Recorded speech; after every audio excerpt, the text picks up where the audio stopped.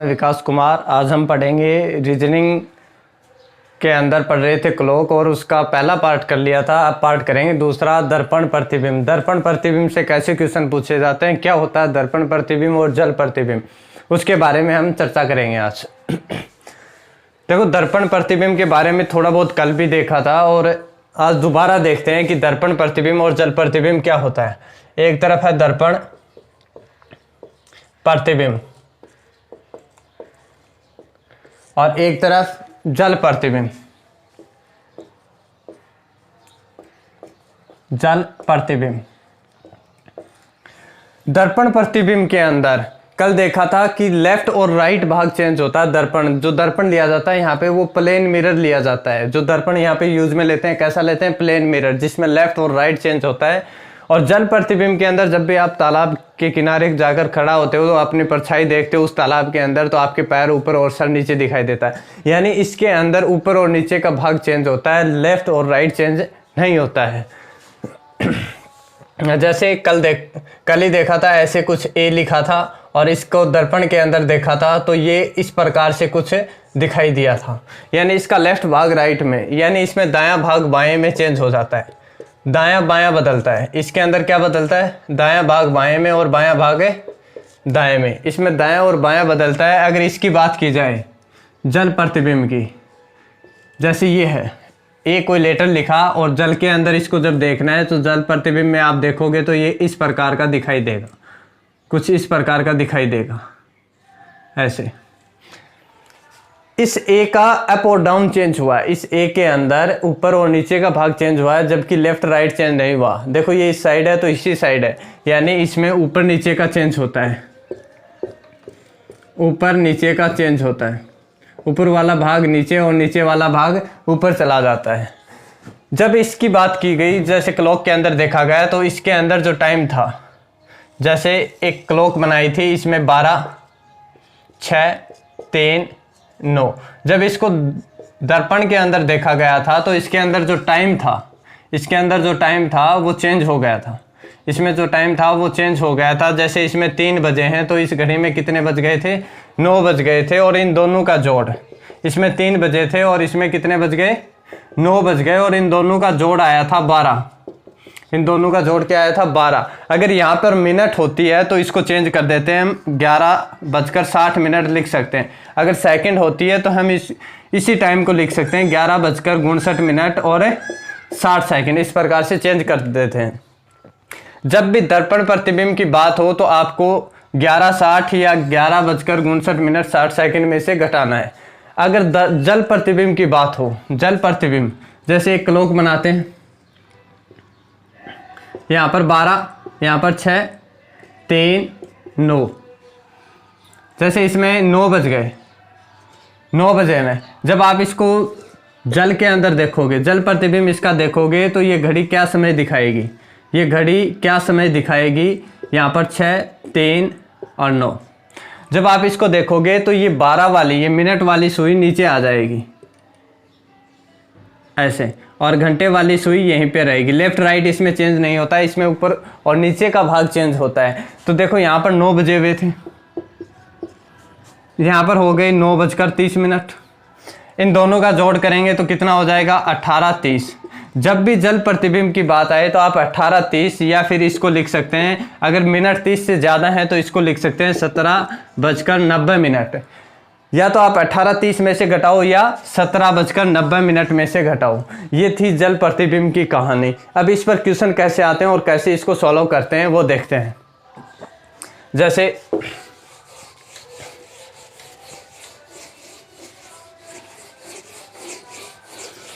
अगर दर्पण प्रतिबिंब की बात हो, दर्पण की बात हो, अगर दर्पण की बात हो तो किस में से घटाओगे, 11:60 में से। अगर जल प्रतिबिंब की बात हो तो किस में से घटाओगे, 18:30 या 17:90 में से। अगर जल प्रतिबिंब की बात हो तो 18:30 या 17:90 में से घटाना है। अगर जल प्रतिबिंब की बात हो तो 11:60 में से घटाना है। दर्पण प्रतिबिंब की बात हो तो किस में से, 11:60 में से। मान लो कि किसी घड़ी के अंदर, जैसे पहला क्वेश्चन, किसी घड़ी में 8:40 है तो उसका जल प्रतिबिंब में क्या समय होगा, उसका जल प्रतिबिंब में क्या समय होगा, तो आप क्या कहोगे 11:60 में से 8:40 घटा दो तो ये आ जाएगा 3:20। जैसे दूसरा क्वेश्चन, यदि किसी घड़ी में 3:40 है, यदि किसी घड़ी में 3:40 है तो उस घड़ी को दर्पण प्रतिबिंब में देखा जाए तो वह घड़ी क्या समय दिखाएगी। तो आप कहोगे 11:60 ही बताया गया था, हमें क्या बताया गया था 11:60। ये 11:60 नहीं, ये 12 था, 12 को हमने 11:60 लिख सकते हैं। तो इस टाइम को हम ये भी लिख सकते हैं 11:59 ऐसे भी लिखा जा सकता है। तो इसका आंसर क्या होगा, आप इसको घटा दोगे 11:59 में से 3:40 तो ये आपके पास टाइम आ जाएगा 8:19 ये आपके पास टाइम आएगा 8:19 जैसे इसकी बात की जाए जल प्रतिबिंब, अगर जल प्रतिबिंब है तो 18:30 में से या 17:90 में से, अगर इसमें भी सेकंड दे रखे हैं, अगर इसमें भी सेकंड हो तो आप ऐसे कर सकते हो 17:09 इसको भी सेकंड में चेंज कर सकते हो। जैसे यदि किसी घड़ी में 5:35 है, यदि किसी घड़ी में 5:35 है, उस घड़ी को अगर जल प्रतिबिंब में देखा जाए तो वह घड़ी क्या समय दिखाएगी।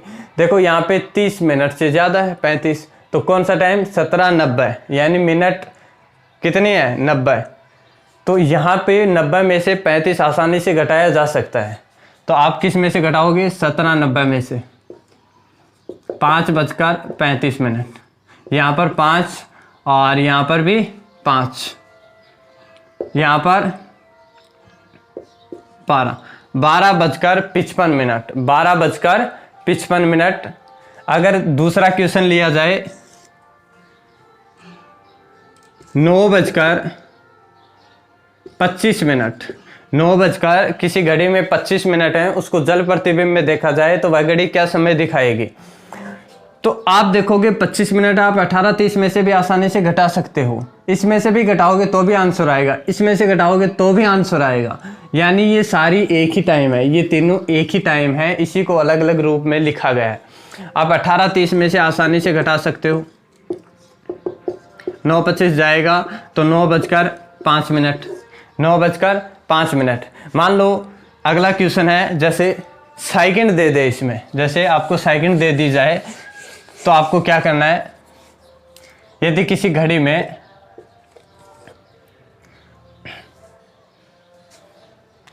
जैसे 20 बजे हैं, किसी घड़ी में 20 बजे हैं, 20:20 और 20 सेकंड है, और उस घड़ी को जल प्रतिबिंब में देखा जाता है तो वह घड़ी क्या समय दिखाएगी। अब आप कहोगे कि ये जो 18 है यहाँ पर 20 आ गया, कैसे घटेगा। कोई दिक्कत नहीं, आप इस 20 बजे को कितना मान सकते हैं। आपको पता है 24 बजते हैं तो 12 मानते हो, आप 22 को 10 मानते हो तो 20 को कितना मानोगे 8:20 अब आप इसमें से घटा सकते हो, अब आप किस में से, इसमें से आसानी से घटा सकते हो। आप इसमें से भी घटा सकते हो, जैसे 18:30 है, इस 18:30 को मैं ये लिख सकता हूँ 18:29 लिखा जा सकता है, क्योंकि इस 30 मिनट में से 1 मिनट निकालकर उसको सेकंड में चेंज कर दिया।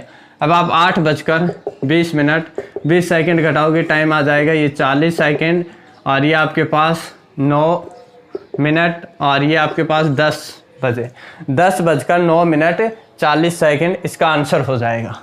अब कई बार पूछा जाता है कि घड़ी को 5 बार देखा गया या घड़ी को 10 बार देखा गया, घड़ी को 150 बार देखा जाए तो वह घड़ी क्या समय दिखाएगी। इस प्रकार का क्वेश्चन,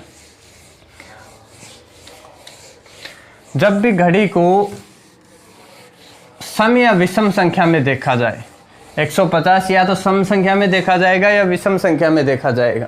जैसे एक टाइम लेते हैं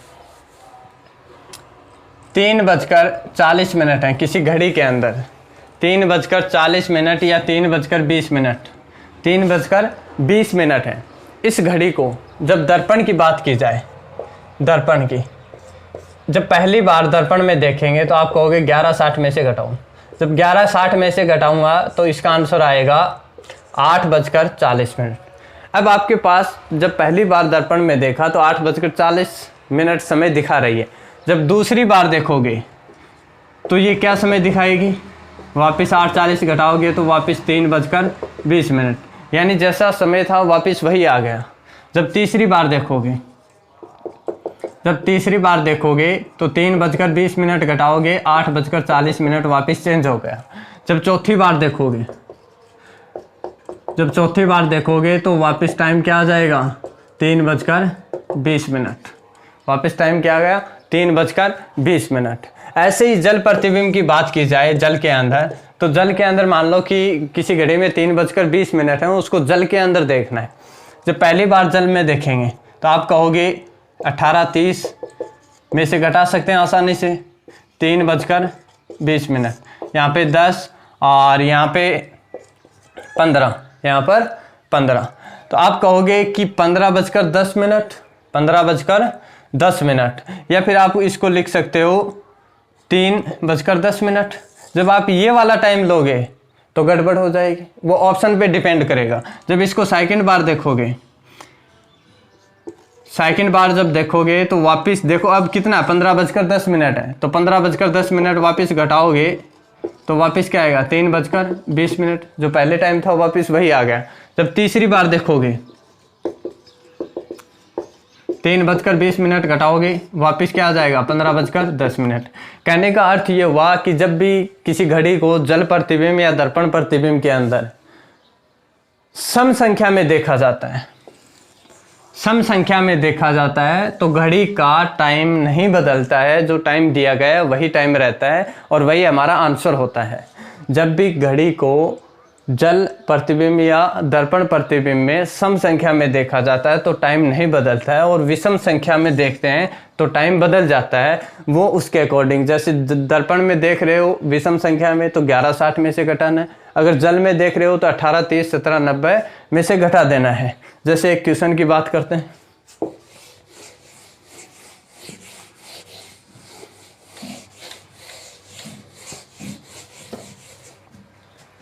यदि किसी घड़ी में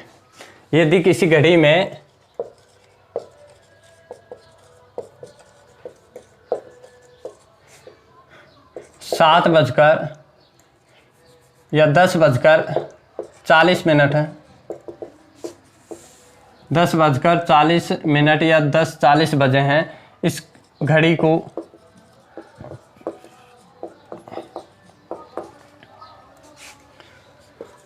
इकहत्तर बार दर्पण प्रतिबिंब में देखा जाता